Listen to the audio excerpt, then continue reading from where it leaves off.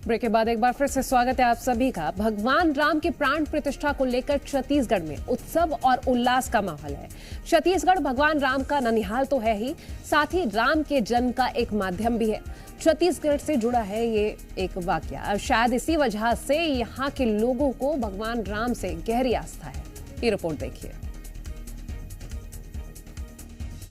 सजा दो घर को गुलशन सा, अवध में राम आए हैं।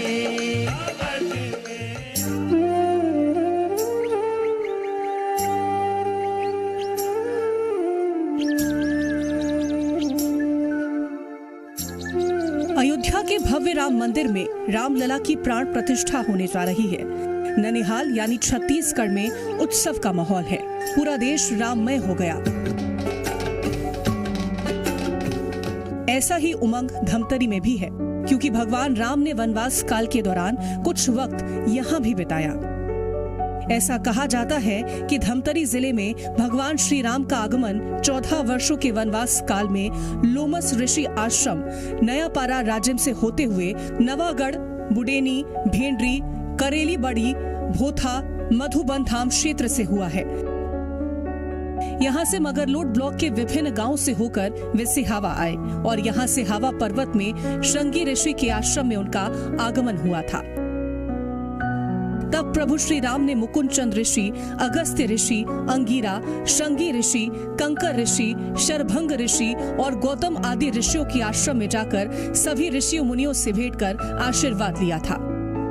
वहीं सिहावा महानदी का उद्गम स्थल है, इसीलिए यहाँ राम कथाओं में ये वर्णन मिलता है। छत्तीसगढ़ और प्रभु श्री राम का रिश्ता बड़ा गहरा है। प्रभु श्री राम का जन्म अयोध्या में हुआ, उनकी माता कौशल्या का जन्म छत्तीसगढ़ में हुआ, इसलिए छत्तीसगढ़ भगवान श्री राम का ननिहाल है।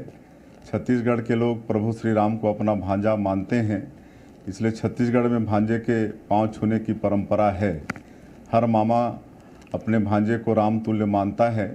हाँ, सिहावा क्षेत्र बहुत ज्यादा है, डोंगा पथरा वगैरह है, वहाँ पर ही प्रभु राम आए थे। ये तो श्रृंगी ऋषि का पावन आश्रम है ना आपके सिहावा में, जहाँ से हमारी चित्रोत्पला गंगा, जिसको कहते हैं महानदी का उद्गम स्थल है। श्रृंगी ऋषि वही रहते हैं। जब प्रभु रामचंद्र जी का पुत्रष्टि यज्ञ करवाया था, तभी तो वशिष्ठ जी बोले कि भाई पुत्रष्टि यज्ञ कराने के लिए विशेष ज्ञानवान अगर कोई है तो श्रृंगी ऋषि है। तो श्रृंगी ऋषि को आमंत्रण करके पुत्रष्टि यज्ञ महाराज दशरथ ने करवाया था। श्रृंगी ऋषि वशिष्ठ बुलावा, पुत्र काम शुभ यज्ञ करावा। तो हमारा ही छत्तीसगढ़ तो बड़ा पावन ही है, और छत्तीसगढ़ की आम जनता में रोम रोम में प्रभु राम बसे हुए हैं। रामो विग्रहवान धर्म, भगवान राम धर्म का प्रतीक है। धर्म किसी एक का नहीं, अपितु पूरे प्राणी मात्र का ही होता है। ऐसे भगवान मर्यादा पुरुषोत्तम राम जी।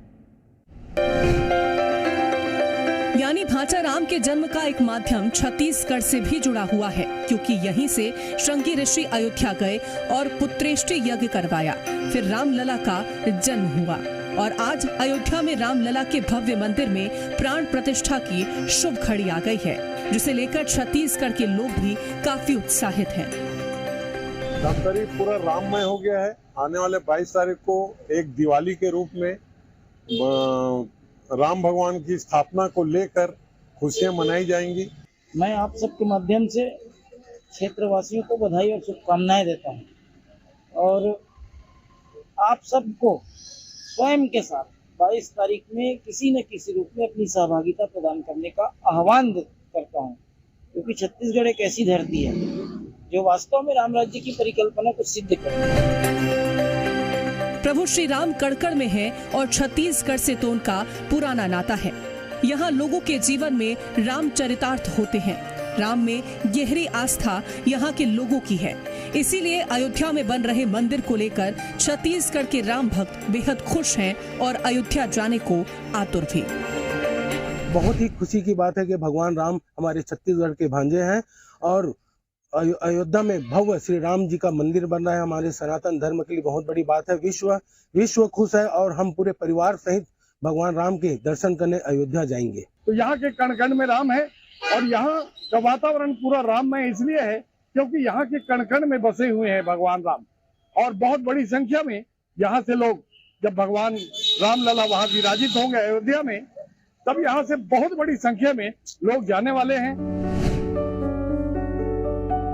भांचा राम के दर्शन को छत्तीसगढ़ के राम भक्त लालायित हैं। इसीलिए छत्तीसगढ़ की साय सरकार भी राम भक्तों का उत्सव मना रही है। छत्तीसगढ़ में राम वन गमन पर्यटन परिपथ को लेकर भी लगातार काम होते रहे हैं। राम से जुड़े प्रसंगों और आस्था को लेकर छत्तीसगढ़ सरकार हमेशा अग्रणी रहती है। इस बीच साय सरकार ने एक और वादा पूरा किया है। वादा ये कि छत्तीसगढ़ के राम भक्तों को निःशुल्क अयोध्या दर्शन करवाया जाएगा।